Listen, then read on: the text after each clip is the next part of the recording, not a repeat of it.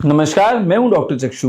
आज इस वीडियो में हम चर्चा करेंगे एक ऐसे लक्षण के बारे में जो घर वालों के दिमाग में भय क्रिएट कर देता है।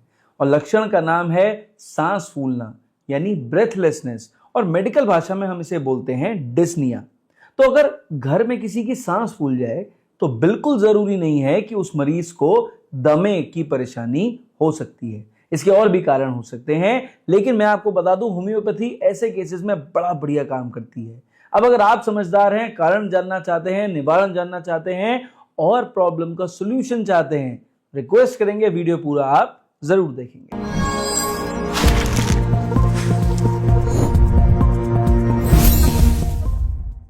तो चलिए अब जरा कारणों पर चर्चा करते हैं कि आखिर क्या कारण है जिसकी वजह से एक पेशेंट की सांस फूल सकती है।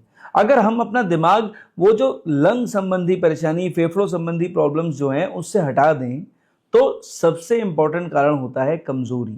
और वो कमजोरी कहाँ आती है? अनीमिया के तौर पे। कि अगर कोई मरीज है जिसके शरीर में खून की कमी है, अक्सर हमारी जो बुजुर्ग महिलाएं होती हैं या हमारी घर की महिलाएं होती हैं उनमें अक्सर खून की कमी हो जाती है, सबका ध्यान रखती हैं सिवाय अपने, और अनीमिक हो जाती हैं। माहवारी के दौरान ब्लीडिंग ज्यादा होने पर भी अनीमिया हो जाता है, और डिलीवरी के बाद तो अनीमिया होना कॉमन सी बात है। लेकिन क्योंकि उनके पोषण का ध्यान नहीं रखा जाता, इस वजह से मरीज को ये सब परेशानी डेवलप करने लग जाती है। हालांकि इसकी इंटेंसिटी बहुत ज्यादा नहीं होती। अब जो दूसरा कारण हो गया वो हो गया कमजोरी। अगर पेशेंट को भाई देखो वीकनेस या फटीग महसूस हो रहा है, चाहे वो शरीर में प्रोटीन लॉस की वजह से हो रहा हो, चाहे वो शरीर से वाइटल फ्लूइड निकलने की वजह से हो रहा हो। फॉर एग्जांपल किसी को अगर लूज मोशन आ गए, किसी को डायरिया हो गया, या किसी की डिलीवरी अभी हुई है और उसके बाद सपोज करते हैं कि मरीज को बहुत ज्यादा उल्टियां हो गई, ठीक है, ऐसे में मरीज को डिहाइड्रेशन हो जाएगा। तो ऐसे में मरीज का जो सांस फूलना है या तेजी से सांस लेना है, ये एक बड़ा कॉमन सिम्टम हो जाता है, जिससे आपको डरने की जरूरत नहीं है, लेकिन समझना पड़ता है कि भाई ये चीजें हुई होंगी, इसकी वजह से मरीज की सांस फूल रही है। अब देखिए जो तीसरा बड़ा कारण यहां पर आ जाता है, जो बड़ा कॉमन है, वो है मोटापा यानी ओबेसिटी। पर मैं आपको क्लियरली बता दूं, हर मरीज जिसका शरीर एकदम चौड़ा दिखाई दे रहा है वो जरूरी नहीं है मोटापे का शिकार है। जिसका पेट बहुत ज्यादा निकला हुआ है बिल्कुल जरूरी नहीं है कि वो मोटापे का शिकार है। भाई मोटापे का मतलब है कि जब आपका शरीर नॉर्मल बनावट से कहीं ज्यादा बनावट पे चला जाए और आपकी बॉडी की फैट परसेंटेज 25%, 30% के ऊपर चली जाए, तब आप उस मरीज को मोटा बोलते हैं, ओबीज बोलते हैं। तो ऐसे में क्या होता है कि आपकी मसल्स की ताकत कम हो जाती है ना, और क्योंकि फैट इकट्ठा होता चला जाता है तो अनयूजुअली वेट बढ़ने से हार्ट पे लोड होता है, और इस वजह से मरीज की सांस फूल जाती है ना।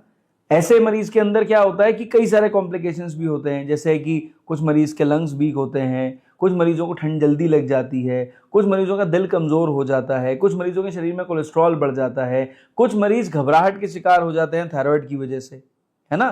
तो मोटापा अपने आप में एक बड़ा कारण है जिसकी वजह से मरीज की सांस फूल सकती है, और ये बात आप सभी लोग कॉमन तरह से समझ सकते हैं। भाई देखिए एक अगला इंपॉर्टेंट कारण जो है जिसको हम अक्सर मिस कर देते हैं वो है एंजाइटी। जरूरी नहीं है कि आपके घर में मौजूद अगर किसी व्यक्ति की सांस फूल रही हो तो सिर्फ कमजोरी जिम्मेदार हो, दिल जिम्मेदार हो, या फिर अनीमिया जिम्मेदार हो, या फिर लंग्स जिम्मेदार हो।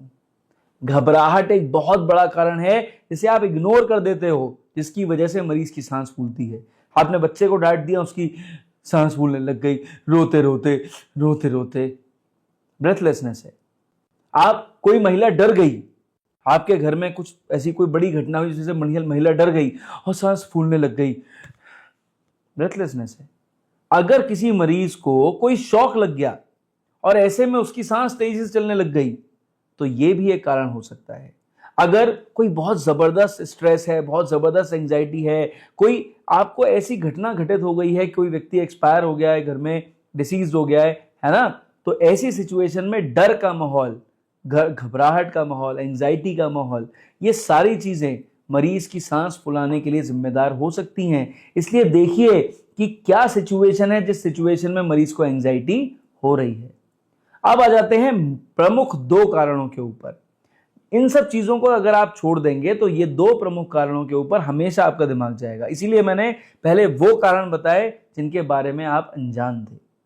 अब जरा आ जाते हैं दो प्रमुख कारणों पे। पहला कारण हो गया भाई लंग कंप्लेंट्स, कि अगर किसी मरीज को बाई चांस फेफड़ों में बलगम जमा हो रहा है तो भी सांस लेने में तकलीफ हो सकती है। कोई अस्थमा का रोगी है तो सांस फूलेगी ही फूलेगी। सीओपीडी का रोगी है, आईएलडी का रोगी है, लंग फाइब्रोसिस का रोगी है, सांस फूलेगी ही फूलेगी। यानी फेफड़ों से संबंधित बीमारी के मरीजों में सांस फूलना एक कॉमन सा सिम्टम होता है। रेस्पिरेटरी रेट ज्यादा हो जाए तब वहां पर परेशानी होती है। अब जो हमारे हार्ट पेशेंट्स हैं उनकी भी सांस फूल सकती है। वहां जो सिचुएशन आती है उसे हम बोलते हैं डिस्निया ऑन एक्सर्शन। अब ये लंग्स और हार्ट दोनों पे एप्लीकेबल हो सकती है कि हमने हल्का सा काम करा और सांस फूलने लग गई, ठीक है। हमारे शरीर में ताकत नहीं थी, हम ज्यादा काम करने लग गए, हमारा कोलेस्ट्रॉल बढ़ा हुआ था, हमारा हार्ट कमजोर था, हमारे फेफड़े कमजोर थे, हमें जो है बलगम भरा हुआ था, हमें निमोनिया की शिकायत हो रही थी, या फिर और हमारी सांस फूल गई। ज्यादा ठंड हो गई तो भी सांस फूल सकती है, ज्यादा गर्मी हो गई तो भी सांस फूल सकती है। हार्ट और लंग्स दोनों आपस में कनेक्टेड होते हैं और इसी वजह से अक्सर मरीजों में जब सांस फूलती है तो 70% केसेस में लंग्स इन्वॉल्व होते हैं, पर 30% केसेस में हार्ट इन्वॉल्व भी होता है। आर्टीरियोस्क्लेरोसिस इसके लिए एक सबसे बड़ा कारण हो सकता है। एथेरोस्क्लेरोसिस होता ही है। अगर आपको बाई चांस कोई ब्लॉकेज हो रहा है तो उसकी वजह से भी आपको तकलीफें हो सकती हैं।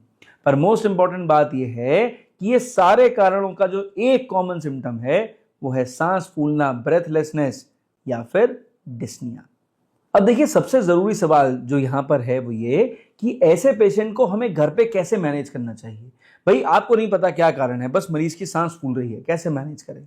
सबसे पहला काम आपको करना है वो ये कि मरीज अगर ऐसे लेटी हुई पोजीशन में हो बिल्कुल स्ट्रेट, तो कृपया करके उसे हल्का सा अपराइट पोजीशन में ले आए।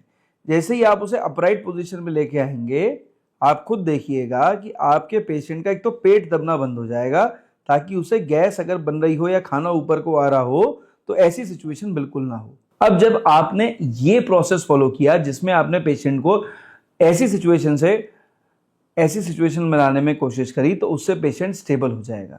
यहां पर कई बार सीना रगड़ने से मरीज को अच्छा लगता है, हाथ पर रगड़ने से अच्छा लगता है, और थोड़ा सा पानी आप बीच बीच में अगर पिलाते रहें तो उससे भी पेशेंट स्टेबल हो जाता है। अब अगर यहाँ पे सपोज करिए आपके घर में नेबुलाइजर मशीन रखी हो तो बहुत ही अच्छा, लेकिन अगर नेबुलाइजर नहीं भी है तो कुछ नहीं करना है, आपको सिर्फ डीप ब्रीदिंग एक्सरसाइज उसको करानी है। कोशिश करिए मरीज का ध्यान भटकाइए। कई बार एंजाइटी की वजह से क्या होता है कि मरीज का ध्यान जो है वो सिर्फ बीमारी पे लग जाता है, तो ध्यान भटकाना जरूरी है। उससे बातें करिए, उसे हंसाइए, इससे पेशेंट काफी हद तक स्टेबल हो जाता है। और कोशिश करिए बहुत सारा पानी एकदम ना पिला दें, सिर्फ हल्का हल्का घूट घूट करके पानी उसे पिलाइए। अब जब हमने कारणों पे चर्चा कर ली तो निवारण पर भी बात करनी चाहिए। भाई देखिए, होम्योपैथी में हम अगर कारणों के हिसाब से दवा बताएंगे तो मैं हर कारण के हिसाब से दवा बताऊंगा। आप उसे अपने पेशेंट को देंगे तो आपके पेशेंट को इंप्रूवमेंट जरूर आएगा।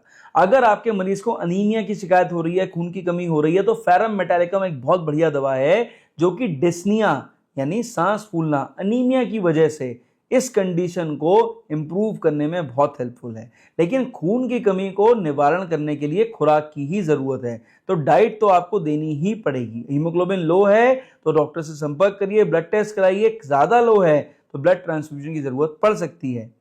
लेकिन यहां पर इस सिचुएशन को इंप्रूव करने के लिए फेरम मेटालिकम अच्छी दवा है। तो अगर आपको पता हो रिपोर्ट के हिसाब से कि मरीज को कोई तकलीफ नहीं है, सिर्फ अनीमिया है और थकान ज्यादा होने के चक्कर में सांस फूल जाती है, फेरम मेटालिकम घर में रखें, 30 पोटेंसी के अंदर रखें, 2 बूंद दवा 2 चम्मच पानी में डालकर आधे आधे घंटे पे मरीज को लगातार दें, 3-4 खुराक दे दीजिए, आपका पेशेंट सेटल हो जाएगा। जो दूसरा कारण यहां पर है जिसके निवारण में होम्योपैथी बेस्ट है वो है एंजाइटी एंड पैनिक अटैक। अगर किसी मरीज को घबराहट का जबरदस्त दौरा पड़ा हो और आपके घर में होम्योपैथी रखी हो, तो ये जो सांस फूलने की परेशानी होती है, घबराहट का अटैक होता है, होम्योपैथी से फटाफट स्टेबल हो जाता है। सबसे बढ़िया दवा जो आंख बंद करके बिना लक्षणों के आधार पर आप दे सकते हैं मरीज को, वो है रेस्क्यू रेमेडी। आप जैसे ही रेस्क्यू रेमेडी मरीज को देंगे, 2 बूंद दवा 2 चम्मच पानी में डाल के आप 15-15 मिनट पे पेशेंट को पिलाइए। तकलीफ ज्यादा हो रही हो, 5-5 मिनट पे 2-2 बूंद दवा जीभ पे डाल दीजिए। आप 4-5 खुराक रेस्क्यू रेमेडी की देखिए आपका पेशेंट स्टेबल हो जाएगा। घबराहट की सिचुएशन में अटैक आ रहा हो, रेस्क्यू रेमेडी शानदार दवा है। अब आ जाते हैं मेन मुद्दों के ऊपर। मेन मुद्दे कौन से हैं भाई? हो गया एक हमारा लंग्स, एक हो गया हमारा हार्ट। भाई अगर आपको हार्ट संबंधी परेशानी हो रही है और उसकी वजह से आपकी सांस फूलने लग जा रही है, तो यहां पर एकोनाइटम नेपिलस एक शानदार दवा है। भाई हार्ट संबंधी परेशानी मरीज बता दे कि भाई मैं तो देखो दिल का रोगी हूँ, हार्ट का मरीज हूँ, और इस चक्कर में मेरी जो है सांस फूल रही है, और आप मरीज की नब्ज हाथ लगा के देखें, आपको लगे नब्ज बड़ी तेजी से चल रही है, तो यहाँ पर एकोनाइट देते ही पेशेंट को इंप्रूवमेंट आने लग जाता है। तो ऐसी सिचुएशन में एकोनाइट 30 या एकोनाइट 200 दोनों में जो पोटेंसी उपलब्ध हो, आप फौरन 2 बूंद दवा मरीज की जीभ पे डालिए, 15-15 मिनट पे मरीज को लगातार दवा दीजिए। 30 पोटेंसी है, 5-5 मिनट पे दीजिए 4-5 खुराक, 200 है, 15-15 मिनट पे 2-3 खुराक दीजिए। आपका पेशेंट वहीं का वहीं उस सिचुएशन से इंप्रूव हो जाएगा। पर ध्यान रखिए, अगर आपको पता हो या पेशेंट ने बता दिया कि भाई मेरे को हार्ट कंप्लेंट है और ये मुझे हो जाता है या मुझे पहली बार हुआ है और छूने पर महसूस हो रहा हो, नब्ज तेज चल रही हो, एकोनाइट बहुत बढ़िया काम करेगी। अब जो यहाँ पर एक और सिचुएशन है वो ये है कि आपने तो मरीज की नब्ज देखी और नब्ज देखने के बाद आपको महसूस हुआ कि यार इसकी जो ये पल्स है तो बड़ी धीरे चल रही है, लेकिन मरीज की सांस बहुत ज्यादा फूल रही है, ऐसा लग रहा है मरीज के बिल्कुल प्राण जाने वाले हैं, पल्स महसूस नहीं हो रही या महसूस नहीं कर पा रहे। ठीक है, उस सिचुएशन में डिजिटालिस एक बहुत बढ़िया दवा है, और डिजिटालिस आपको 30 पोटेंसी में सेम एकोनाइट की तरह 2 बूंद दवा 2 चम्मच पानी में डालिए या 2 बूंद दवा जीभ पे डालिए और 5-5 मिनट पे या 15-15 मिनट पे फटाफट रिपीट कर दीजिए, डिपेंडिंग ऑन कंडीशन। आपके पेशेंट को 5 खुराक के अंदर इंप्रूवमेंट आ जाएगा, कोई डर की बात आपको नहीं होगी। आपका पेशेंट नियर बाय हॉस्पिटल या डॉक्टर तक एकदम सकुशल पहुंच जाएगा। अब देखिए, एक बड़ा इंपॉर्टेंट कारण है जिसको हम अक्सर भूल जाते हैं, वो है गैस। कि अगर मरीज को गैस बन गई और गैस बनने की वजह से मरीज की सांस चलने लग गई, तो ऐसे में क्या होगा, पेट बिल्कुल फूल जाएगा, और पेट फूलने की वजह से मरीज को डिस्कंफर्ट हो जाएगा, खाना हल्का सा ऊपर को आने की कोशिश करेगा, पेट ढोल हो जाएगा और मरीज एकदम बेचैन होने लग जाएगा। उस सिचुएशन में कार्बोवेज एक बहुत बढ़िया दवा है, और कार्बोवेज 200 2 बूंद दवा 2 चम्मच पे पानी में डाल के 15-15 मिनट पे आप 3 खुराक देके देखिए, आपका पेशेंट वहीं का वहीं इंप्रूव हो जाएगा।